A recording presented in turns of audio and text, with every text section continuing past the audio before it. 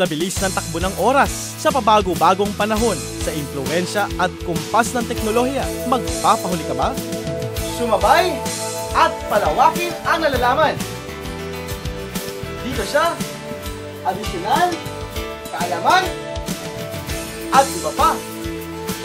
Ramdam na ang Kapaskuhan sa paligid. Maririnig na ang countdown sa mga radyo at TV.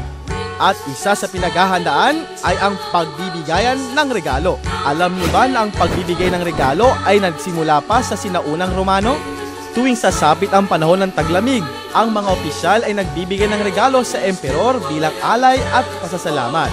Ngayong umpisa na ang Bear Months, mas mainam na ring maghanda na ng inyong pang-Christmas shopping. Kung ang mga bata ay may mga hiling kay Santa Claus, wishlist naman ang kinukumpleto ni na Mommy at Daddy. Una sa listahan ang mga bagong appliances.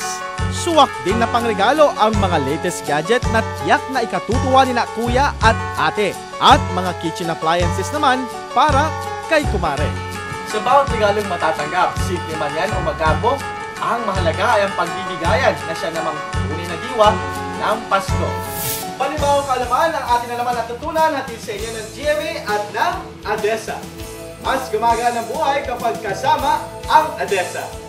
Ito ngayon si Ralph Geb, samahan namin sa mas marami pang adisyonal, kaalaman at iba pa.